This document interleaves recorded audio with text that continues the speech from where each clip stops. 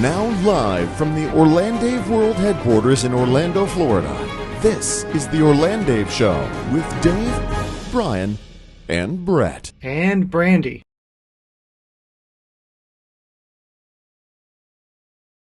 This thing is finally possibly working? Whatever, we'll say it's working. It's on. It's showing it's on. Alright, so there we go. That's Brett. Why he's not bigger. Oh my gosh, you don't know how many problems I've been having today. And there's Brandi, Brian, and Babe, I guess. I mean, I'm sorry. I'm Dave. This is Flo Bria. Over here. Oh, in the same view we have Brandi.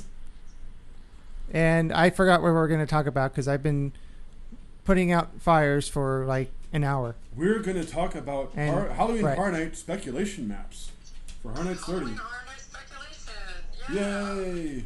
Yeah, so I was hoping that we'd have a few more people in the chat and like maybe even Kyle, and maybe you'd be like, "Hey, look, we have a really cool show for you to come on. It's totally working." So nothing else in the world is working right now, so why would we think that this would be any different? Yeah.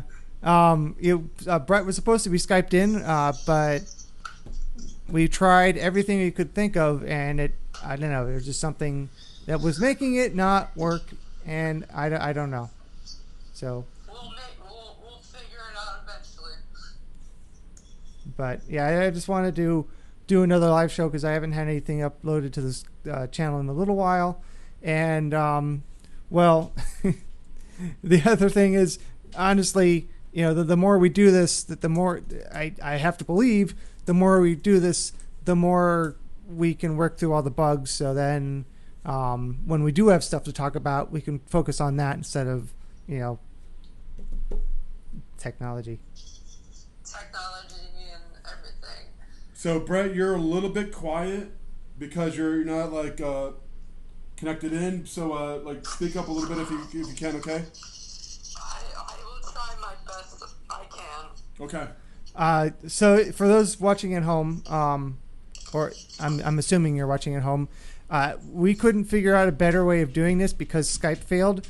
I literally have my phone sitting. Well, you can see it here in the shot, sitting right here, and it's being picked up by this microphone. Yeah. So I can hear him in the headphones. So he's coming through. It's just he's a little bit quiet. That's all. Because it's a sort of a directional microphone. Yes.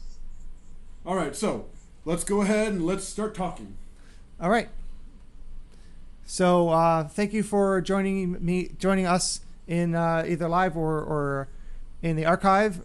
Hello, everybody. Sadly, yesterday was what was going to be the final day of Mardi Gras, but more like Marty. Aww. Yeah.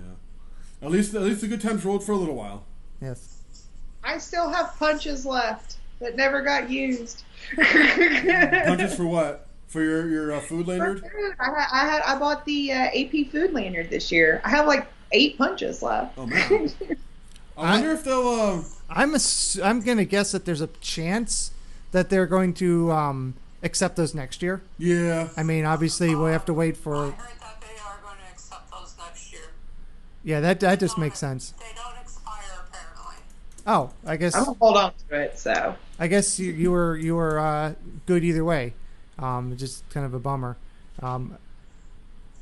Personally, I would have liked for this to have happened during the Christmas parade instead of the Mardi Gras parade. I would be like, oh darn, we don't have a Christmas parade. I'm so upset about that. Look at my cheers of joy. I have sadness. But you know, you can't have everything. Yeah.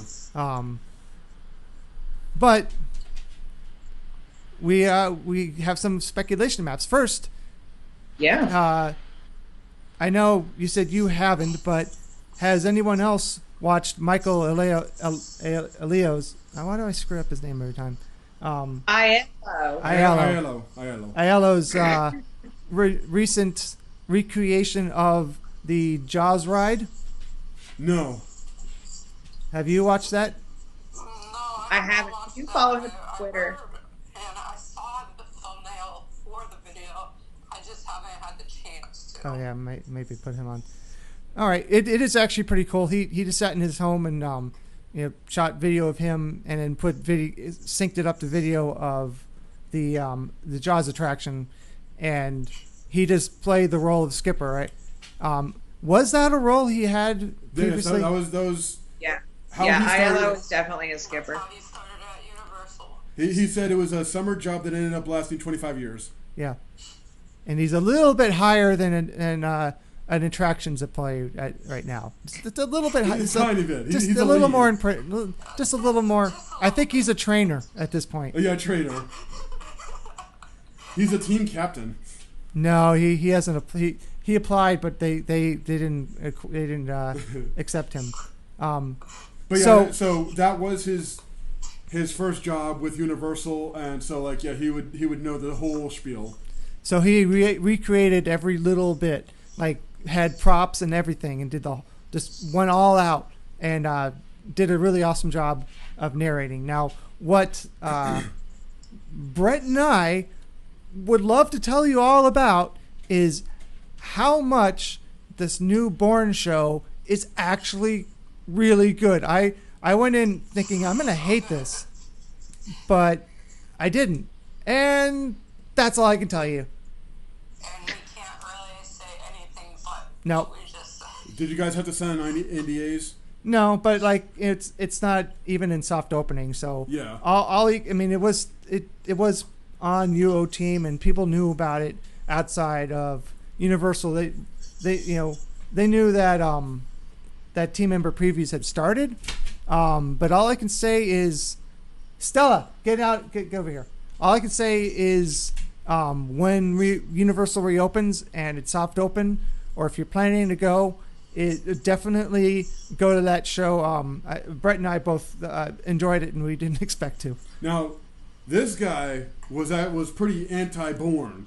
He was like, "Oh, the Bourne stunk craptacular," and the whole thing. But so if this guy's turned around on it, then it's got to be pretty fancy. And I was like, oh, I don't know how this is going to be, but it has breaking my expectations for that. Well, good. I'm glad to hear that because the last two things to replace rides at Universal have been so and that's Universal, for the most part too. It's not just one or two people. It's a lot of the joke of the moving walkway from the parking lot better than Fast and Furious. Oh man. So when I think I can also say that it's probably one of the best shows in the park right now. So. Oh yeah, it's a worthy replacement for Terminator 2. As much as I liked it, the problem is that a lot of the technology, the animatronics and things, needed repair. The video, what was projected on the screen was aging and wasn't looking as good. So as much as I love that show, it needed a lot of money thrown at it to just age. That happens with any attraction, and they decided to go with something else. Now, I still don't understand why they went with that franchise. If it was a different franchise but the same exact show otherwise, it might be even better. But the fact that the franchise is a weird choice didn't cause a problem for me. But I don't want to talk about it too much longer, just so I don't say anything that's. Is what you all saw 100% done? Like, do you think it'll open when the park reopens? Have any interest in the movie? You're gonna just like the attraction just for it. Yeah, As a show. I've never seen any of the Bourne movies, and I'm still looking forward to it. Yeah. The only thing I know about Jason Bourne is from the memes. I saw the first one, and then the second one, the camera moved so much. It's like, oh my gosh, stop! I'm getting motion sickness, and I usually don't get motion sickness. That's how bad it was. I know they were trying to capture the action, but they went too far. And I'm like, yeah, I'm not gonna watch any more of these movies ever again. So, sorry. And then again, Universal Universal just came out with the Treadstone TV show, so. Yeah. Well, So, Brandi, sorry, you're saying something? Is what you guys saw 100% done? Do you think when the park reopens that they'll go ahead and reopen and open that as well when the park opens back up, whenever that may be? It's hard to say, not just because we can't talk about it. Just it looked done. I hope the pre-show gets some more work because, yeah.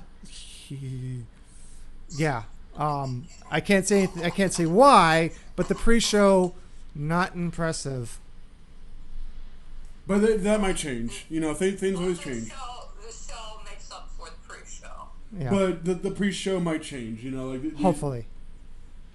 But anyway, so then recently, some websites and Twitter accounts and things have been putting up some speculation maps for Halloween Horror Nights. Now 30. I found 3 speculation maps. These guys have seen 27. Well, maybe 1 or 2, but like I think the one map is the one that we are mostly going to be talking about. Yeah, because I don't think with the third map. Well, let's talk a little bit about the third map speculation map, which I really doubt that they would put all these IPs in there. All right, so how about? So I'm going to read. Now this is just speculation, so like this could be true, this could not be true. Historically speaking, a lot of speculation maps have been fairly accurate as to what ends up being there. Like the speculation map from last year was actually pretty accurate. The only difference was where things actually were. So I'm going to read some things. Now keep in mind, some of this is from like late last year and from early this year. So, and also this is all based on other websites and Twitter accounts and stuff like that. None of this is official. None of this is coming from us. We're just reading it and talking about it. So here's the one map that I have seen for Horror Nights 30. The houses are Dr. Sleep, Candyman, Zombieland, American Horror Story, Dead Markets, Shopping of Doom, An Arcade World of Evil, Dark Fantasy World of Halloween, Ash vs. Evil Dead Seasons 2 and 3, Bone Presents 30 Years of Fear and Darkness, and Creepshow. The scare zones are Slaughter Cinema, The Purge, Killer Clowns from Outer Space 3D World, Goth Slayer of Doom, Ashes from the Past of HHN, the show is Academy of Villains, and the roaming hordes are Reapers, Creepy Dolls, and Clowns. Now, personally, I'd really like to see a Creepy Dolls roaming horde with chainsaws. That sounds outstanding to me. Now, the only thing I really enjoy about this speculation map is with the roaming hordes, maybe these scare zones, but I don't think any of the houses would be. I think some of these houses are pretty safe bets. Like Dr. Sleep came out. Yeah, that seems like hopefully that'd be a good one anyway. Now, that was November of last year, so that's pretty fresh. And that is if you don't know what Dr. Sleep is, as a direct sequel to The Shining, written by Stephen King himself. So, and the movie this time was actually approved by him. He actually helped make it, as opposed to know that other movie, which he may or may not like at all. And the concept is Danny from The Shining is now an adult, and trying to do his best with life, and runs into someone else who has The Shining, and it goes from there. Candyman's a pretty safe bet because that's going to be a reboot by Jordan Peele. Zombieland so far has not been a house, so that's kind of a safe bet. I don't know about American Horror Story because we had two. I really doubt American Horror Story. Yeah. Since the whole entire Fox buyout of Disney.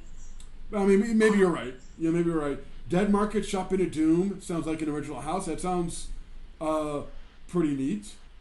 And Arcade World of Evil is a safe bet. You know, a Scare Zone graduating into a house.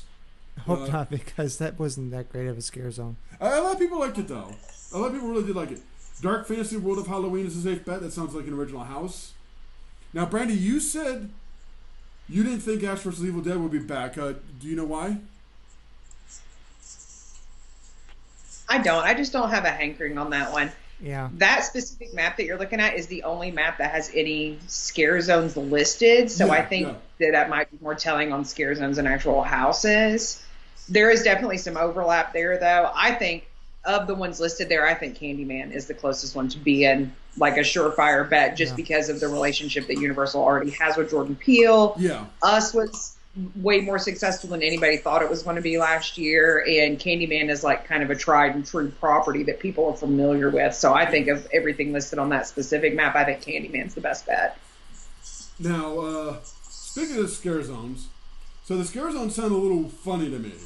So Slaughter Cinema, The Purge, Killer Clowns from Outer Space, 3D World, Ghost Layer of Doom, and Ashes from the Past of HHN. So Slaughter Cinema, I could see being a scare zone, but like I don't know how they would work, because part of the magic of Slaughter Cinema was the fact that you were in the movie, and so like a scare zone, like now it has Slaughter Cinema a K, which is Quality Production Central. yeah, they're right in front of Shrek. So where an arcade was, so yeah, I could see them maybe doing like different sets within that zone, but like I don't know, maybe. I don't think that's what's going to happen there. I have another Slaughter Cinema theory. Go ahead. I think we're going to see Slaughter Cinema back, but I think we're going to see it with the director. I think we'll see the director come back, because I think we're going to see, just with it being an anniversary year, we're going to see the return of a lot of icons. Yeah. And I know that one of the maps that I looked at has something called the All Night Die-In, and I think that that's going to be Slaughter Cinema based. That's a good idea. Well, that was a scare zone from when was that? That was 25. Well, All I Die in double feature was 25 or 26. Let me go. Do you remember, Brett, what year was the die-in? The die-in, The movie. The drive-in one, I think it was 2014. Maybe. Yeah, it was a while ago. I'm gonna look it up now. I think it was 2014, because I was just looking at pictures recently on my computer. Oh, okay, cool. Before we forget, I want to talk about something that you told me about first. Look, I'm down in the corner. Which is Esoteric Pictures. Yes, Esoteric Pictures, if you're very, very familiar with the theme park, and I hope everybody is, it's the name of the Black Gate in front of the Horror Makeup Show. Where all the parades step off from. Yes. Now, I also found this out by the annual pass holders on one of the many Halloween Horror Nights groups I follow, and they had found pictures of what they were saying were confirmed houses. But also, if you type in esoteric.pictures.com, it brings you to a webpage. And the webpage for a while had writing on it, and it had a countdown. Now that was 2 days ago. Even though it was 2 days yesterday, somehow. 2 days yesterday, or 2 days tomorrow, or maybe Monday, most likely Monday. So, and then they also have a Twitter account that follows me now. That also, it says creating film, art, and power, ... from script to final cut. And then the first tweet was sacrificed for art. Which is all very director-ish stuff. Director-ish stuff, very. The one said, the longer writing, the one said, like, the actors have a moment of fame to the final act or something of that stature. But if you remember when slasher cinema was around, Jack was also producing from some of the films in Slaughter Cinema. So perhaps they're trying to change Jack's character into maybe more of a producer to kind of go up with the director. Maybe. So, very possible. Or maybe in the first part of the house, we'll see a scene where Jack turns the tables on the director and director stars in Jack's snuff film. Ooh. Oh, maybe. It's all possibilities. But the page had, I guess, I don't know, pictures which were very, they're screenshotted photos from a phone. And they had official looking Universal paperwork on there. This is all speculation and rumors. I haven't seen any of those pictures other than the one time I've seen them and I screenshotted them. And then the code words that they had on there, on these papers, were avocado, Sonora, and blood. Mm-hmm. I love to try to figure the code names out every year. I love that. Explain the one scene, which seems like it may be Beetlejuice. Who knows? So, I have another map. So the houses are Beetlejuice, Universal Monsters The Bride, Bedtime Stories, Terra Quintus, Billie Eilish, Dungeon of Terror, Chilling Adventures of Sabrina, which I'm guessing is Sabrina the Teenage Witch. Yes. That's the Netflix adaptation of Sabrina. Oh, okay. Thank you. Because I don't follow Netflix. The Haunting of Hill House, which is also a Netflix horror movie. Yep. Legendary Truth, Carrie, Ohio, and Gremlins. Now these are some of these sound pretty weird, but when we met Brandi in March? No, February. When Brandi was here in February, Brandi told us that she heard rumors of a Billie Eilish something Horror Nights, and I was like, well, that sounds kind of weird, but yeah, maybe. Because also it follows the Rob Zombie Scare Zone. Sorry, I forgot to switch. So Beetlejuice is a pretty safe bet in my opinion because Beetlejuice has been a staple of the parks since way back when. The show is now gone, made way for Fast and Furious, but Beetlejuice still is out and about in the park and the Hollywood area, so yeah, it's possible. Universal Monsters The Bride, that's a pretty safe bet. It's sequel to the Universal Monsters house. Bedtime Stories sounds like an original house. Terra Quintus is possibly bringing back an old icon. The I forget her name. The Terror Queen. The what? That was the Terror Queen from the year that it was at IOA, right? Yeah. Billie Eilish, possibly. Yeah.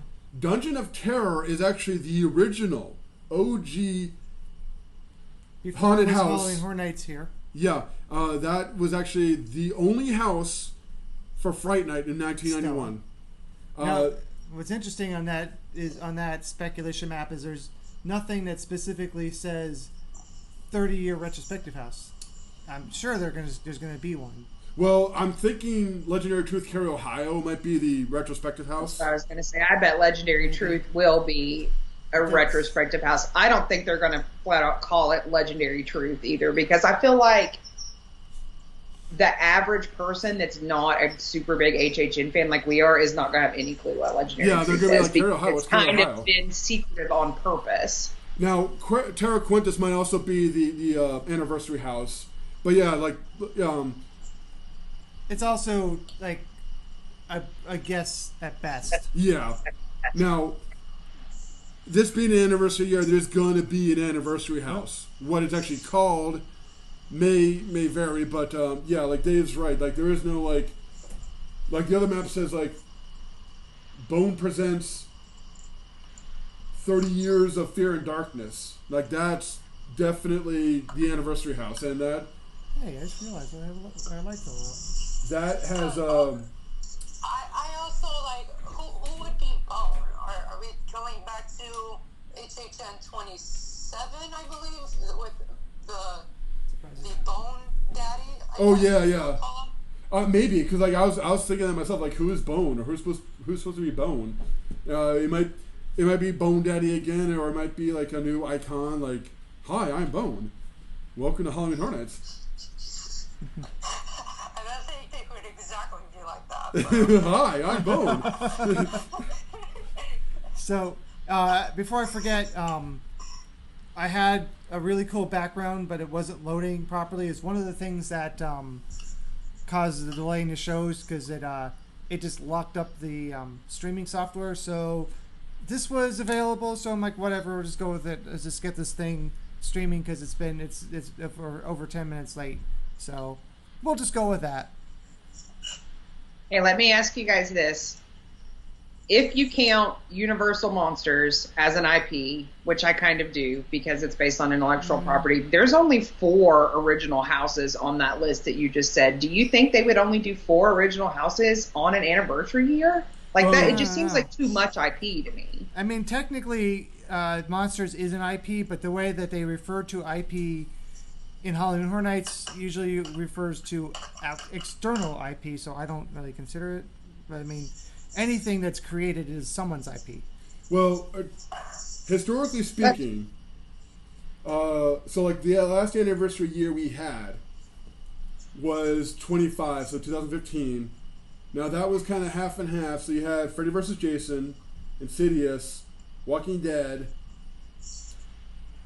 The Purge, and American Werewolf in London. Then you had the original houses, Body Collectors, Run, Blood, Sweat, and Fears, Asylum in Wonderland, Jack Presents 25 Years of Monsters of Mayhem. So that was 9 houses, and 4 of them were the originals. That was 5 and 4 then. Now this is 10 houses is this year. So Yeah, that started like what, a year or two after 25 that we got our 10th house. let's see. Yeah, I think it was the very next year was Oh, okay.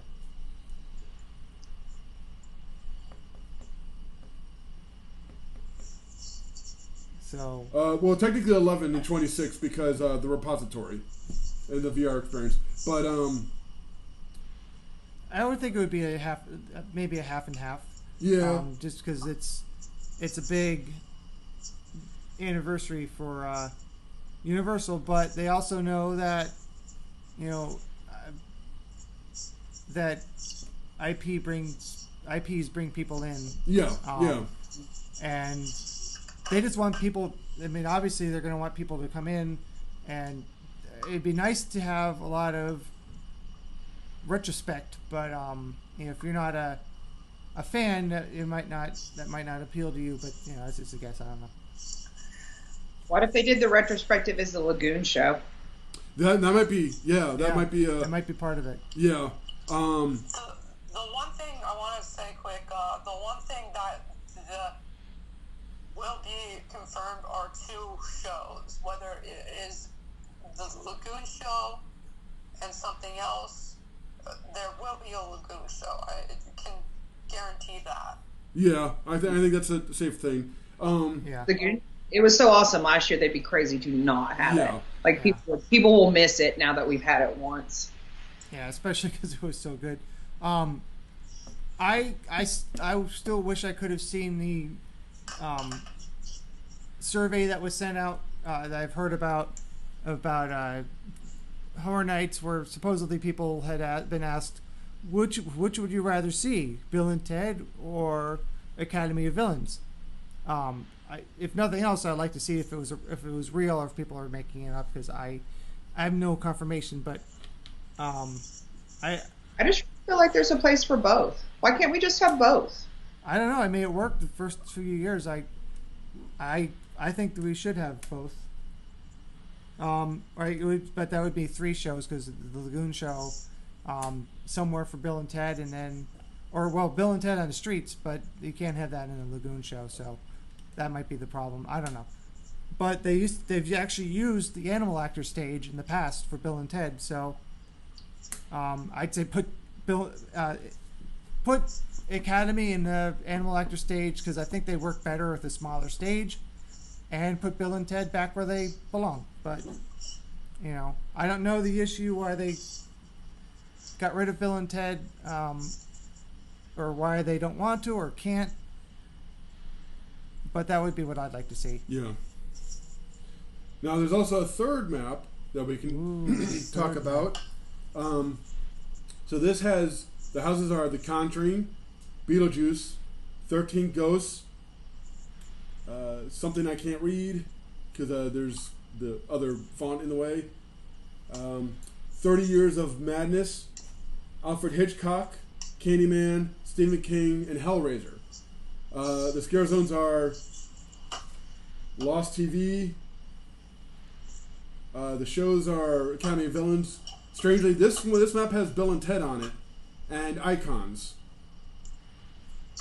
So these are also kind of safe bets, like The Conjuring we've seen before with the Blumhouse Presents houses.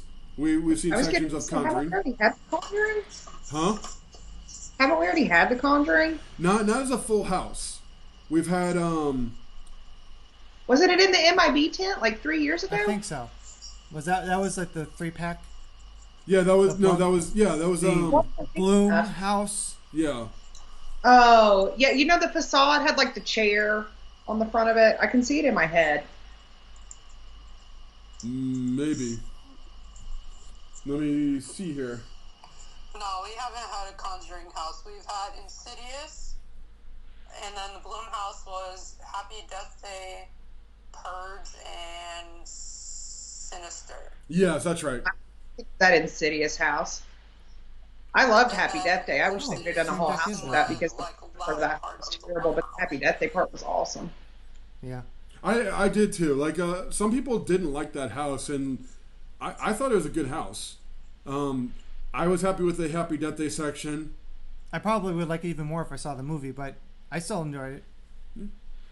I liked Happy Death Day. Happy Death Day 2 is terrible though, so don't waste your time on that one. But the first Happy Death Day is really good. Yeah. So the concept is basically Groundhog's Day, but it's horror. This lady keeps waking up, and she goes through her day, and then she dies, but she remembers. Like, she remembers like everything that happened, and she knows it's not a dream. So she's trying to figure out like who's trying to kill her, and like sometimes like she even confronts the killer, and like he wins, and she wakes up again, but like she's getting better and better at like figuring things out.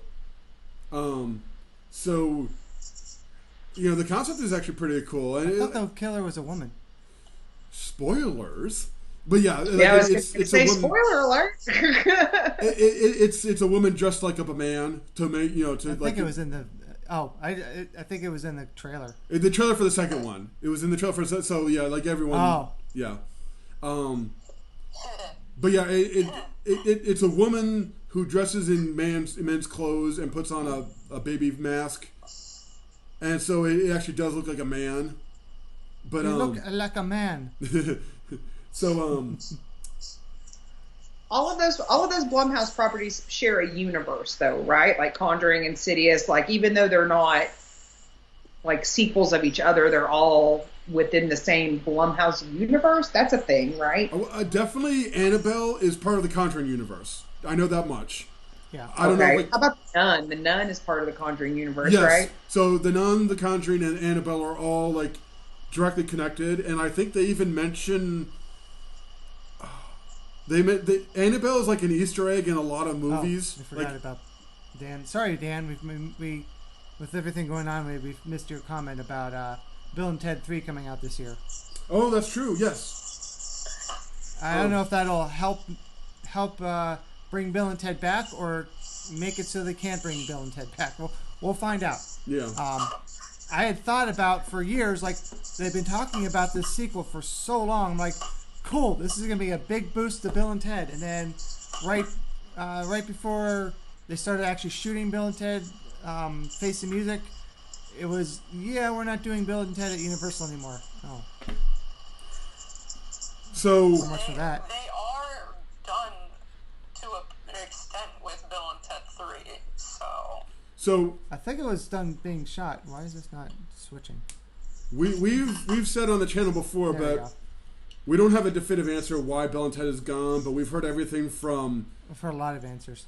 the names became too expensive because of the third movie to the director of the Bill and Ted show didn't want to do the show anymore and nobody wanted to take his place, to they kept getting sued by Disney for all the Disney jokes or getting cease and desist orders, to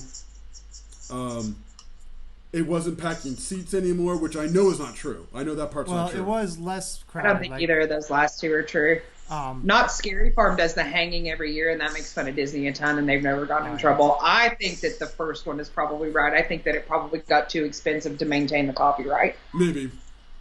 And I mean, look. And then you also got to keep in mind they're also cheaper to spend money on Academy of Villains, paying them a one-time thing instead of doing through, all entertainment. Maybe. Yeah, but Halloween Horror Nights brings in lots and lots of money. Yeah. We don't know. Only entertainment and the higher ups in Universal and people who own the IP know the true answer. And they probably can't actually give the actual answer. So don't try to hound them on Twitter or something like that. They're just gonna basically give a non-comment. I can see it already. These people told us to go hound you guys about why Bill said it. What? What are you guys talking about? These Who? guys told us to bother them on Twitter and Facebook and stuff, and they said that by the time, if everyone bugs them all enough, they'll make it happen. That's what they said. Now, I want to address another rumor off to the side besides the speculation map. A lot of people have been worried that Horror Nights might not happen this year because of what's going on. It's not going to be till September, and I know for a fact that one of the show directors is working from home. He did a shot of his little desk setup, and he's like, the mobile HHN desk is now prepared, and so I know that they're working on it. Now, who knows what's going to happen, but it might make casting a little tricky. Yeah. Because auditions usually start in May. Yeah, so pretty much as soon as the parks open back up, auditions are going to be right there. But I'm sure they'll have enough time. Yeah, I've actually been checking the emails every day just in case, see if something's popped up, but no, nothing yet. But then again, auditioning is such a simple thing. Maybe not. As I say, maybe they can do it remotely by video chat. But then people who don't have access to video chat might, be upset because they wouldn't be able to audition and it wouldn't be fair. So maybe not. What they could do, you actually bring up a good point. What they could do, because now the system is mostly online. In the past, my first year, I had to physically be at a computer at 4 o'clock and refresh the audition page and quickly click and hope that I would get it. Now it's my profile is already set up, and as soon as I get the email, it'll say looking for characters, and I just go and I click apply. That's all I do. What they could do, and last year or so, when you get the email back saying, "Oh, set up your appointment time," which is when you would actually go into audition, that's when you set your availability, and it asks you a bunch of questions like, "Are you willing to work with this? Are you willing to work with that? Are you willing to do this and do that?" It asks you all that then. So what they could do is they could actually ask a questionnaire. Can you do this? Can you do that? Like they can ask this character question right then and there. So it could be automated and from home, based off internet. The hardest part is the actual in-person audition, because they have to see you. Not necessarily. Yeah, it has to body type a lot. Like people that look like certain roles, and they cast to your physical attributes a lot. So I think that's going to be challenging. Well, so the way it works during the audition is it's just an idea. Well, they do us about 30 at a time, because there's thousands of us. So I could see doing individual video calls to be quickly piling up on time. So part of your profile is having a headshot and having a full body shot. So maybe they'll just go with that. We'll see. Yeah. So but that's a very good point, Dave. You're right. They might do all the paperwork, or try to do more of the paperwork online. Yeah. To just avoid to jump right into the parts that they can't do remotely. Like I said, there might be an issue of fairness where not everybody has access to a webcam, not everybody has access to all that stuff. So if we make it online only for auditions, some people in it might have to go to a friend's house or whatever for that equipment, and he can't. So yeah, just talking out loud. Really. And then on top, there's also, they can always just bring back the people that they already have. They have everything they need from last year. Yeah, sure. I know the years. It's just a matter of if the people are going to come back and do it again this year. Yeah. Well, I know who is. This guy right here. Yeah. And they auditioned me last year. Maybe they'll change their mind. Yeah, maybe. Now, part of the profile is, it's height, weight, shirt size, pant size, shoe size. Do you have tattoos? Do you have piercings? All of that. So part of your profile is the necessary paperwork, and part of the and submitting those TPS reports. Yeah. I didn't get the memo. I'll send you another email. Yeah. But so even newcomers, who weren't there last year, they could still audition because of the profile. So yeah, it might be a little weird to audition this year, but we'll see. And we still have time. Yeah, they have time. It's more relevant, I guess. I suppose. Okay, let me throw this out. Since we are talking about speculation maps, maybe is there anything that you think would be a really good fit for you guys? Anything that you think, oh man, that would be the best house? I've always wanted to see Cindy. Any of you guys, even you, Brett, you work there too. Yeah. This is true. Hey. I don't know.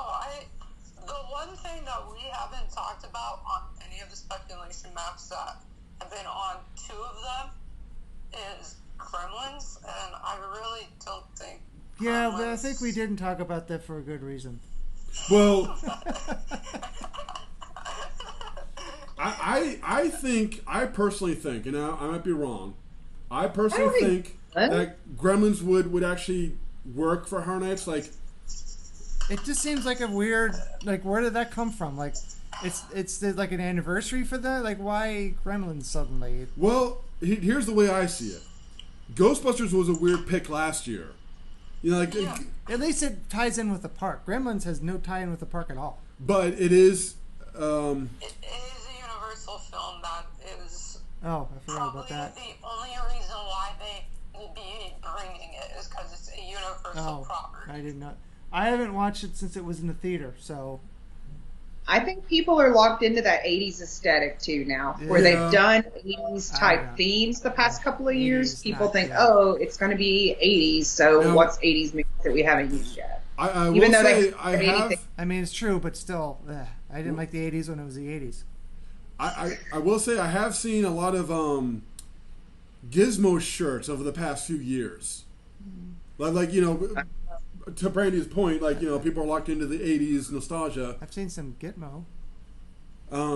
So like I've seen, like, you know, like there's the Gizmo shirt where he's like looking like, and then there's another one where it says obey, and then there's like just, you know, the regular like poster shirt. So I mean, we saw the same thing with merch, being a lot of merch for certain things, especially when Monsters. Mm-hmm. We were seeing a lot of Universal Monsters merch be brand new coming into the park. Yeah. Until we got new, until we got Universal Monsters here. Now, personally, I don't know how anybody else feels, but no, I found Gremlins disturbing when I was young. Yeah. Like, I know everybody. I was scared of it. Everybody thinks that, I'm like, scared of a lot of kind of in that weird puppety movies that, like, I used to hate the Dark Crystal and a lot of films that I enjoy now. Those used to really creep me out as a kid. So I feel like Gremlins kind of got lumped into that. Well, speaking of the Dark Crystal, and you know what? Another movie I didn't like was Neverending Story. You didn't like the Neverending Story? You never seen Neverending Story? Oh God, don't watch it. It's creepy and awful. I don't even want to watch. All right. Senate locks it ever again. Here's now, maybe my experience was weird. I loved the Neverending Story. The Dark Crystal was creepy. I agree with Brandy, because I remember, like, we were at a school something. It was like one of those days where, like, everyone's saying, like, they're playing. I hope they don't knock your laptop off. Yeah. It's like one of those things where, like, you know, they're showing a movie and, like, you know, like, no one's, like, doing any work. You're just, like, watching a movie. They were showing the Dark Crystal, and that scene where the old Skusky's leader dies and he, like, crumbles and, like, explodes. I remember where I was. Like, that scene is burned into my mind. I was like, ah! The Dark Crystal is an amazing movie. She's still kids, but the 80s was a weird time to be a kid. So. Yeah. Something weird's happening here. I think it's Brett. Brett's making noise. And Gremlins, when that old lady goes, like, flying up in her, you know, escalator chair, and, like, goes flying out the window, everyone laughs at that. I thought that was very disturbing. I was like, why is everyone laughing at this poor lady getting flown out the window? Gremlins is another weird one where people associate it as a Halloween movie, but really it's a Christmas movie. Yeah, it's got Christmas in it.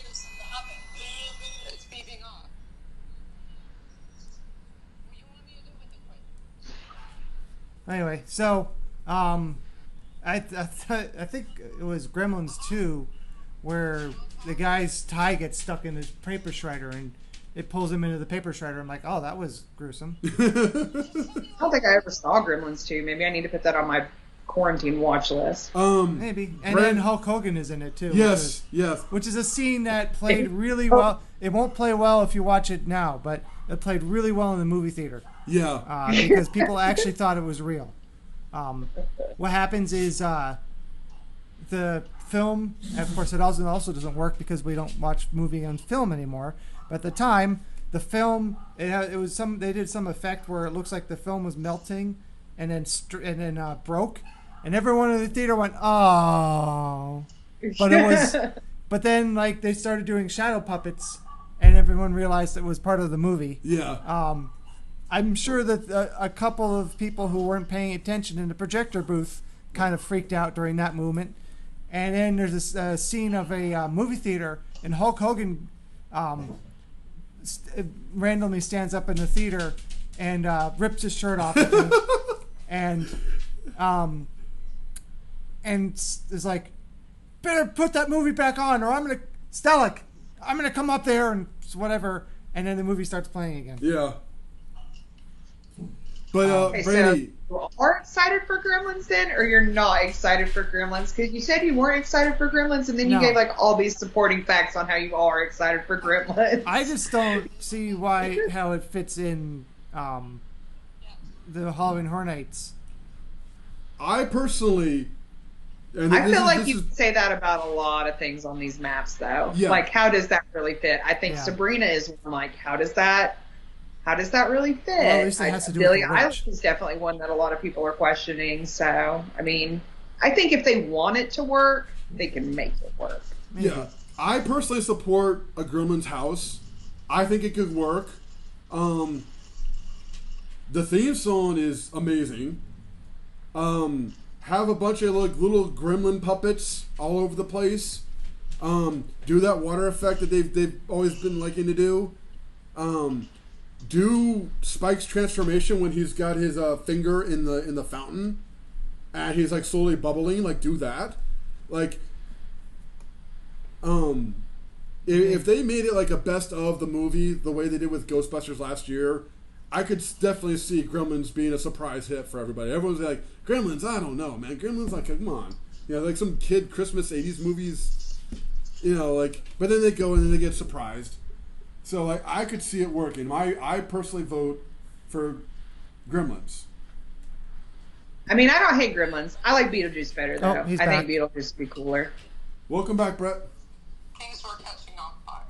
Oh. Anyway, the Gremlins for me was, it's not like, it's not Halloween, I guess, if that makes any sense. Like, Yeah. Ghostbusters makes sense. Because at least it's ghosts. Yeah. Because it has to deal with ghosts. Beetlejuice also makes sense. Yeah. And we technically had sort of a Gremlins house with slasher cinema in a way. Mm-hmm. And I like the little creatures in that area, but like, I just make critters if you're gonna be making a small little creature puppet. I don't know the whole thing. house forming, though. That wasn't that. I mean, I love Slaughter Cinema, and I think that's one of the best houses that they've had in a really long time, but I don't know that that one specific scene was a standout scene from that house. Other than the big, I mean, spoiler alert from a house from years ago, but I mean, other than the big puppet, the big swarming, I don't know what the name of the creature was, but the big little furry puppet at the end, that was the only good scare. So at the end of the house swarming, the big puppet, his name was Big Daddy. Big Daddy. He was very scary. Yeah. He was the best scare, though. He was really good. Now, funny story. I went through as a guest, and I'm cheering all the scare actors. I'm even doing their scares, and I was walking backwards because I wanted to see like the scientist with the shotgun do his scare, and the puppeteer saw me, and I wasn't paying attention, so bumped the puppet into me. I was like, "Oh crap!" I'm a fan of puppets, though, so I support all puppet scares. Now, if they did do Gremlins, I would see it being very puppet heavy. I mean, I would see. It would have to be. It would have to be, without a doubt, it would have to be very heavy, puppet heavy. Because you're not going to get small little actors to do Not that small. Gremlins. I mean, they could. Oh. Honestly, they could. We've got some tiny little scare actors. Yeah. Like that. Whoever That would be played the baby-sized. 10-year-old daughter in Us last year looked like a legit 10-year-old girl. There was a girl in my Zombieland question Double is, Fletcher, if they the have Prince of gremlins, Next are they going to years put an actual gremlin in the house? What do you mean, actual gremlin? It's the car. Oh, the car. Like they had in Wayne's They World. have to now. old? Gremlins. You said it. They already have to. Yep. Yeah. Now the house has been officially canceled because they canceled because they couldn't find the car. the Mirthmobile. That would be the only good part of the house is the actual gremlin. And it would probably be parked outside like they do for the sprung tents. And like, the best part of this house was parked outside.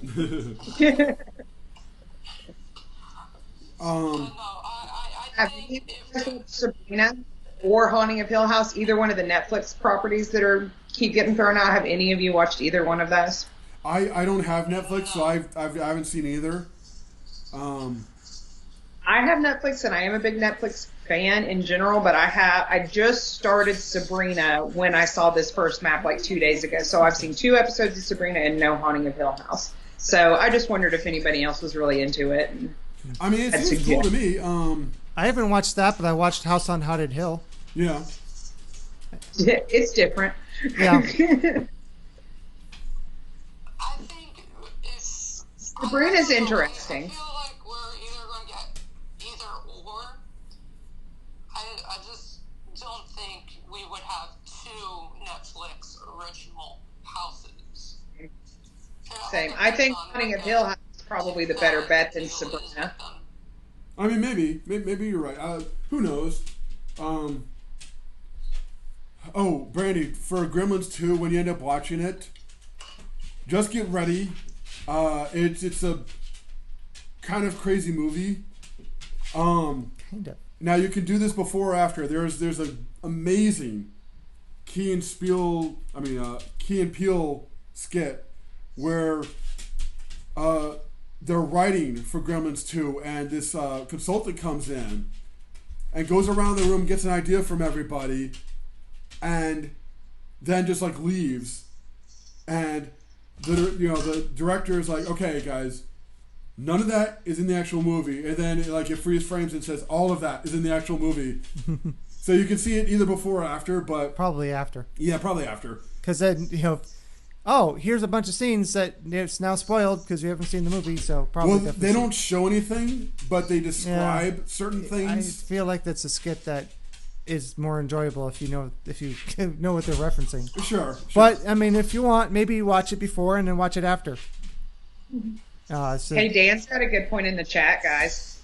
Dan says, how about Wayne's World instead of Bill and Ted, since SNL is owned by NBC, which is owned by Universal? Yeah. that'd be fine. They've already made plenty of Wayne's World jokes. Yeah. In Bill and Ted.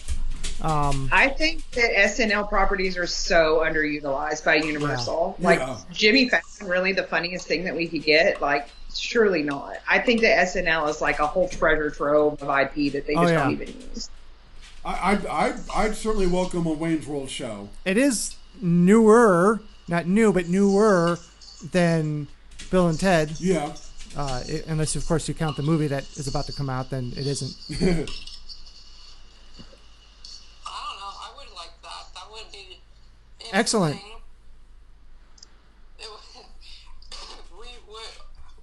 We've been, I think, there's been rumors that we're going to get some sort of SNL thing somewhere, somehow. Whether it's a lounge, restaurant, God knows what. I think we should be able to use Saturday Night Live as the property and be able to use it in the park.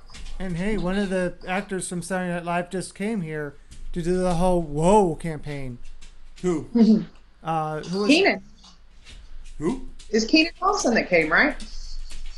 Yeah, he was here right near the end, right before the apocalypse started. SNL Comedy Universal Club at City Walk. Orlando. Orlando. Out of all the campaigns, all the ad campaigns, since I've been very young, reading and looking at Universal and travel guides and everything, that has been the worst tagline ever. Yes. No, it's not that bad. I get It's it. even worse when they changed their Twitter account to Universal Orlando. Yeah. First time I saw it, I'm like, wait, what? I had no idea what that meant. I'm like, what? Does someone make a typo? Did they get hacked? Like, what is this? Let's be real, guys. They're not great at things. They're not. Epic Universe or Universal's Epic Universe. Like they're not good at names right now. Yeah. Well, I figured it's probably like most people are just going to call it Epic Universe because technically Islands Adventure is Universal's Islands Adventure, but nobody calls Universal's Islands Adventure. And Volcano Bay is Universal's Volcano Bay, but no one calls it Universal's Volcano Bay. So, but I really am surprised that, and you know, I think you were too, Brett. I was really, really surprised it did not call the gift shop for the Born Spectacular Stuntacular. Surprised that they didn't call it the Born Storetacular because I really thought they were. Unless they watched my live stream and like, oh crap, they don't like it. We're quick. Let's call it something else. Yeah. Do you have another name? No, we'll just call it 5 in Time. And call it Storetacular quick. By the way, hi Noel. Welcome to the chat. Oh hey, Noel, you missed all the fun parts. Now you just get a chat that works. Well, that's the good part. So I'm gonna still call when I'm talking to people the Jason. Oh, you mean Jason Bourne Storetacular? Yeah, that's gonna be that way. Yeah. Unless they're like, well, we didn't here, so why can't Storetacular work? I don't know. I really thought they would. Unless they're like, oh, you know what? Okay, so hey, did you order the sign for the new store? No, I thought you did. No, I thought you did. No, did you? No, no one ordered. Well, I guess 5 and 10 is on the building already. We'll just call it that.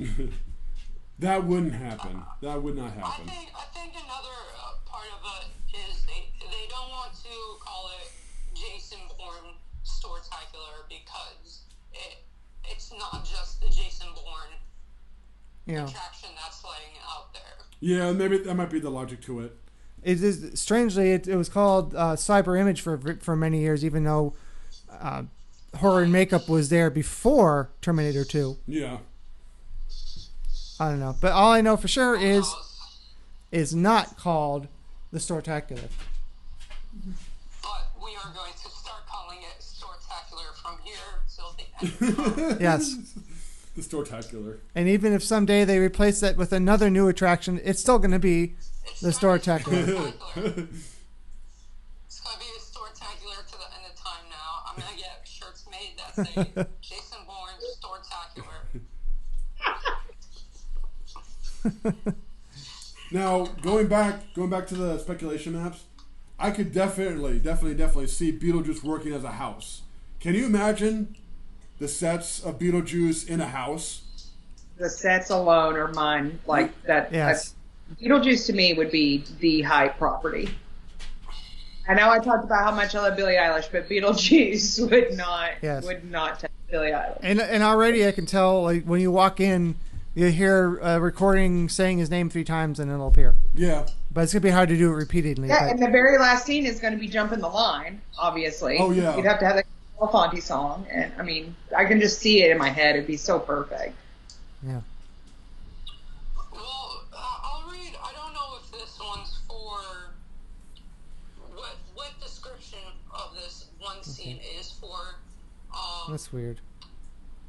But it says Scene 9, Catacombs Cave. Okay. And then Oh. Once again, we missed Dan's comment from like 20 minutes ago. Sorry, Dan. Well, we just talked about that. Comedy club. Running from the followers and fogs, so graves make you turn into catacombs. Fills your Stella, senses with... stop obsessively licking her. Fill your senses with as vines. It's just describing like a catacomb scene, and then like there's characters dressed up in their funeral clothes, coffins. Then it describes the smells and atmosphere of a catacomb. It sounds similar to Graveyard Games. I was going to say that sounds like Graveyard Games. Yeah, didn't we have an actual catacombs house years ago? Yeah, that was Horror Nights 20. So yeah, what I'm thinking is either they're going to bring back a catacombs house, which was Catacombs. I love Catacombs. There's a catacomb scene in Dead Exposure too. Yeah, I was thinking that I was getting kind of Dead Exposure vibes, where if you're running from something and you end up in the catacombs, then it might be like a Dead Exposure thing. Patient one. Patient one. Well, I don't like Exposure. Naming of this, whatever this is, I don't know. This is just a picture that I found on either the annual Passholder page or some Horror Nights talking page, and it says Catacombs to Cain, and it's Cain spelled Caine. So maybe that's talking about Albert Cain. Maybe you're right. Who knows? Is it a caretaker? Maybe. So, what I think you're going with is the way the caretaker worked was like he was the graveyard caretaker, and he dug tunnels from under his house to graves, and then would take the body back to the house to experiment on. So like that sounds complicated. Yeah, but like he ended up having like catacombs, because catacombs are tunnels with graves in them. That's what catacombs are. So maybe this is a description of the blood house, or the one that this this codenamed blood, and it has the Terra Queen symbol on it. Maybe. That means, Yeah, maybe that is the sounds 30 Terra Queen. She was underground, right? maybe. Sorry, what did... Oops. All I know is the one that says Sonora is the code name for Beetlejuice. Okay. Yeah. Oh, I get it. Yeah, Senora. Yeah, shake, yeah. Senora. Plus the paper the picture of the paper, our files I'm looking at, also just has the Beetlejuice logo on it. So Yeah. who knows? Who I'm knows? pretty sure Not whoever me. took pictures of this Got fired. probably got fired. Well, also maybe All I not. know, it was on a Facebook page, and that's what it is. Yeah. Now, also, supposedly, companies leak things on purpose to get hype going. So maybe the person who took the picture might have gotten a bonus. Honestly. Maybe all I know is I didn't fund it. I didn't take pictures of it. Either did I. This is my alibi. I found it on a Facebook This guy did it. group that I follow, and they have it on there somewhere. One of the 3 pages. I don't know. And weird things like pop up all the time. Like these speculation maps. Like, these aren't officially released. It's just, a fan putting together a map and, what they hope is going to be. I think we're going to see more of it in the speculation range this year too, because I really feel like they're going to delay announcements. Yeah. I don't think they're going to announce houses when the park's not open. So I feel like the speculation community is kind of going to grow more than usual. Well, I mean, I think, yes, they will delay a lot of it still. At this time last year, apparently we have like 2 or 3 houses already announced. But it's also definitely still early. We still have last year. a lot of time. Hey, Stella. Come here. All I know is, thankfully, Universal is still working on things. Above everything that's going on, they are still working on things. Yeah. I just realized we haven't had our Stella cameo for the video.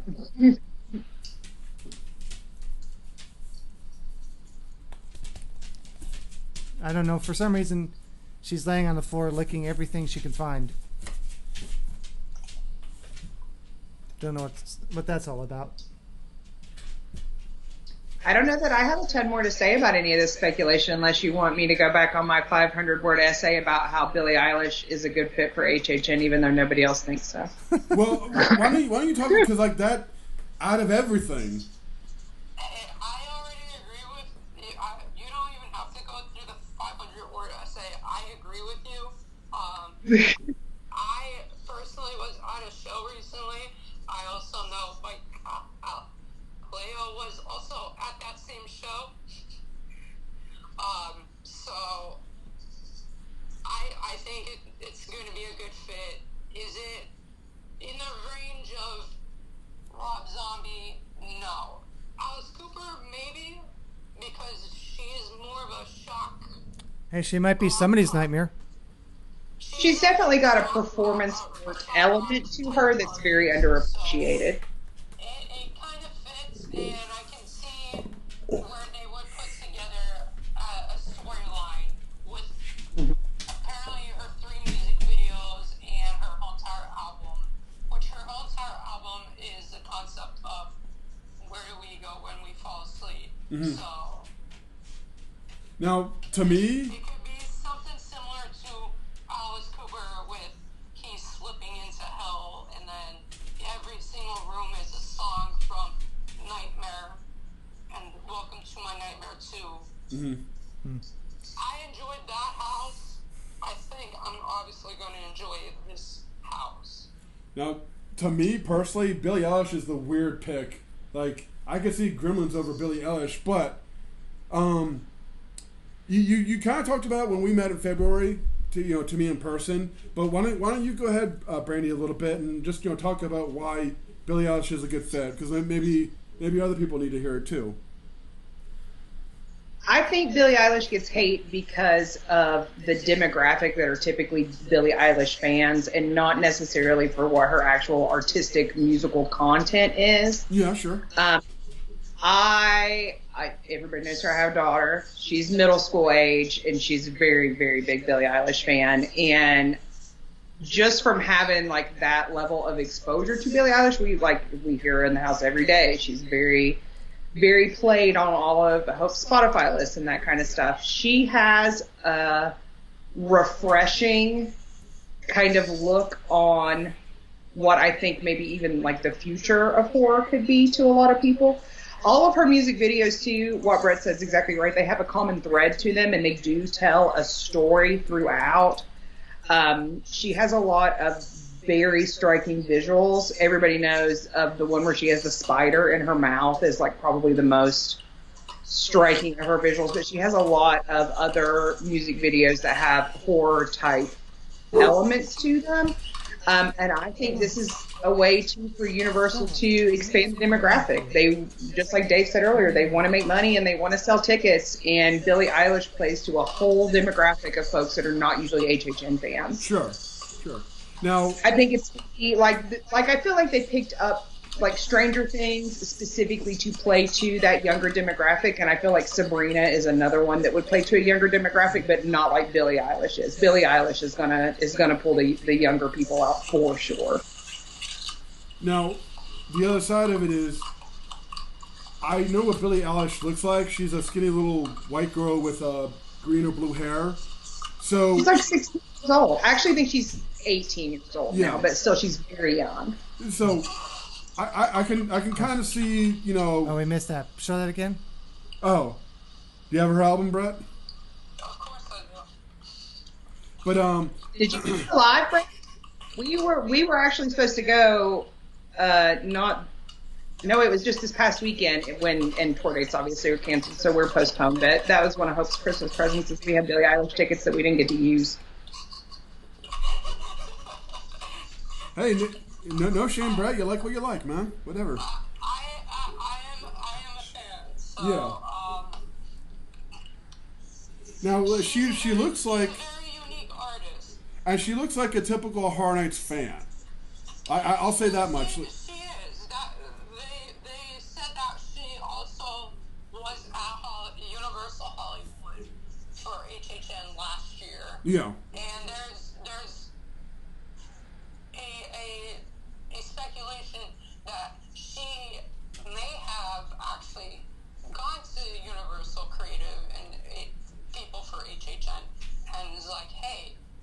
Well, that she approached them, not the other way around.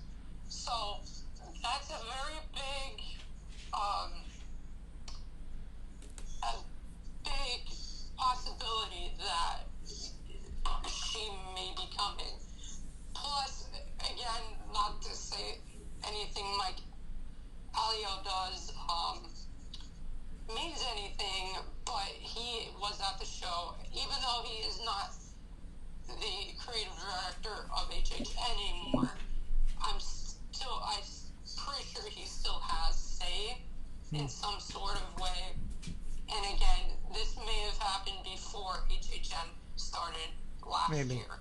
I think he has a similar parallel role, just not specifically in Halloween Horror Nights, but basically does the same type of thing, or the same level, or at least as close as possible, given that it's for Epic. He's the show director for anything that will be a part of Epic Universe. Licking. But the one thing I do believe, everything that is going to be coming for HHN this year was already figured out last year before the event started. Yeah. They start the next year before the current year even starts. They may add and change things, but things were confirmed first day of HHN last year. Oh yeah. Now, they do have some like contingency plans as well, because things happen. Sometimes just things don't go right. Supposedly, and this was never confirmed, but the house that we got for The Purge, the house, I think for 25. Let me see here. Oh, that was supposed to be Scream. Yes, that's what we heard too. Wasn't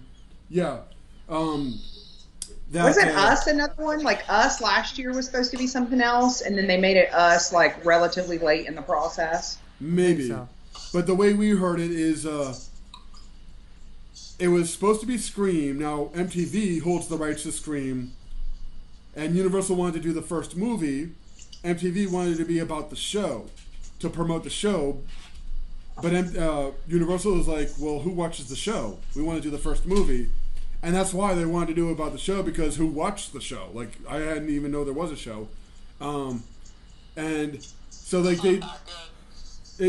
couldn't agree. So the contract fell through, and they Blumhouse said, well, you can just take Insidious and The Purge and do whatever you want. Which is why I think that bathroom scene in the Purge house, I think that was supposed to be from Scream 2 when that guy gets killed in the bathroom. I think. Yeah, a lot of that was supposed to be Scream. Yeah.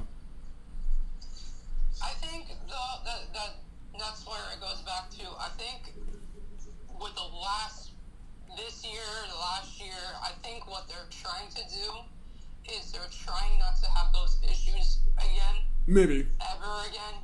That's why they're trying to confirm and try to get all those properties all settled before the event starts. Supposedly, the 25th anniversary house was supposed to be larger, but the budget got cut because they had to change the Scream house. That might be true. That might honestly be true. Which you think they'd find enough money under their couch cushions for that from Horror Nights. We know that they're already building the tent house between Men in Black and Fear Factor. Mm-hmm. That happened when you were. That was up when I was there. Yeah. That was up when I was there, because I specifically went over there and took photos of it.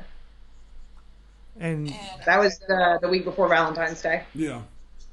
I don't know why they even took it down, because it was only down for like a couple months.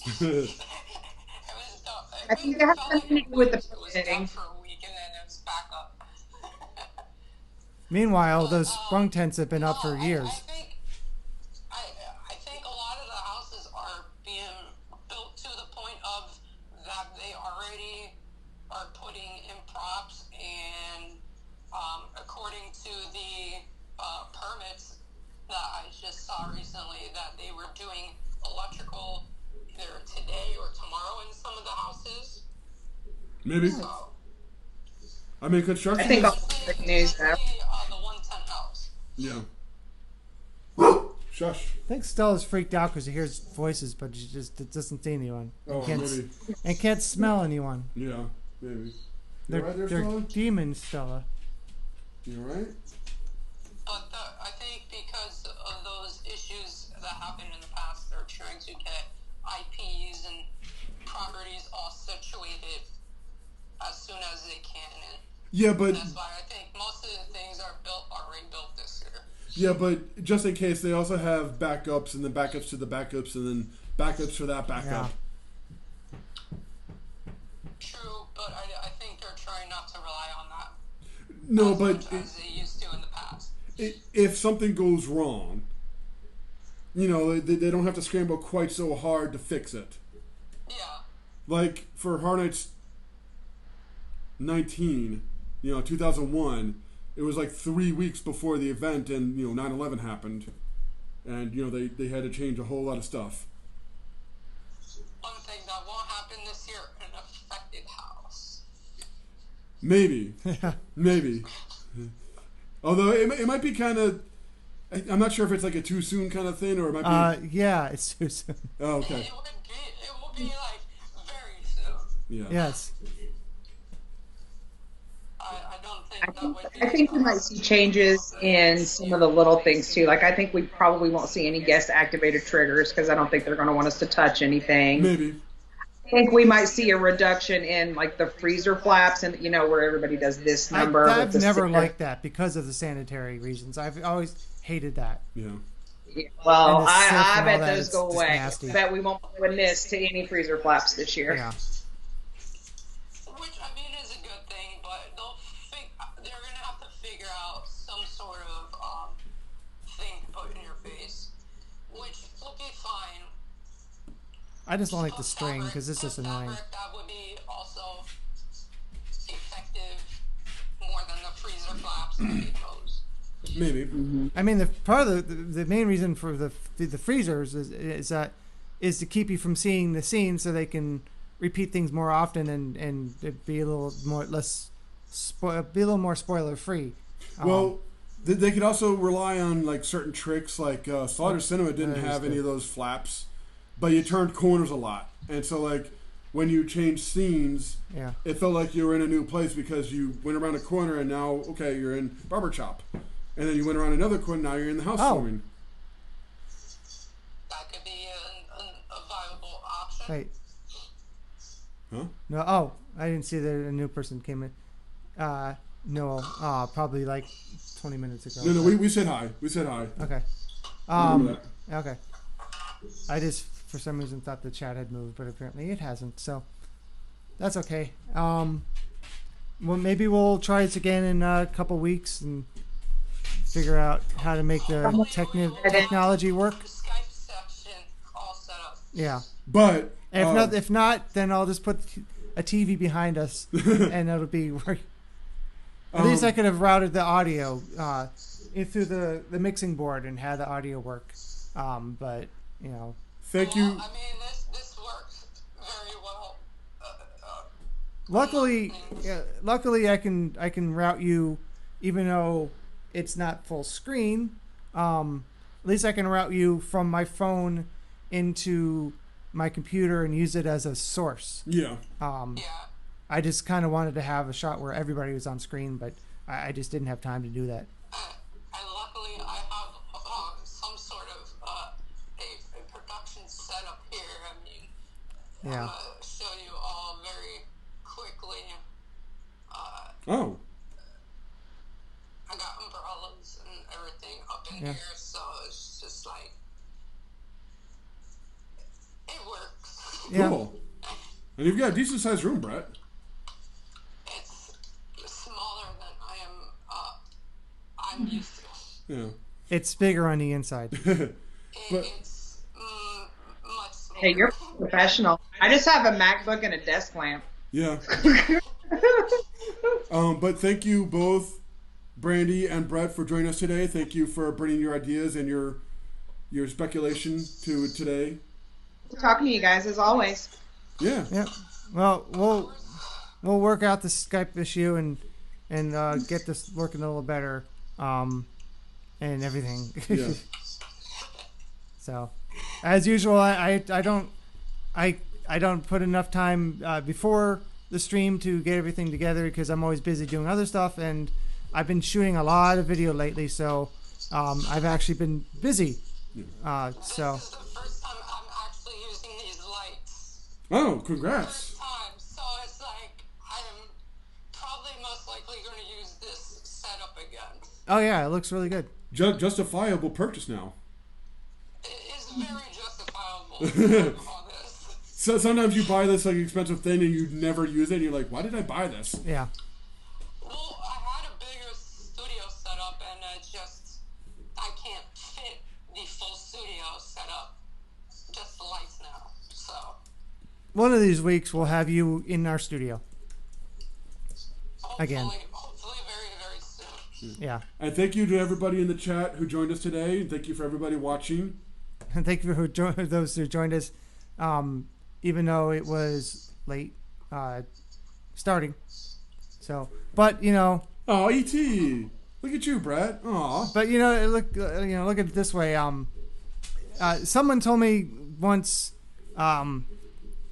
professionals. This was I think in skiing. Professionals are the ones who fall, and it's like, and I thought, well, that's stupid. If they're so good, why do they fall? And it's because professionals are the ones who push themselves beyond where they can go. Yeah. And that's the ones who fall. The amateurs just stick with the pizza slice down the hill, and I'm not even on the screen, and don't push themselves. Yeah. The reason this failed is because we're trying new stuff. And if I just stuck to my webcam and Brian and I and whatever in boring stuff, it would probably work better, but it failed because I'm trying new things. Well, and also technology hates me sometimes. it brings me to a point.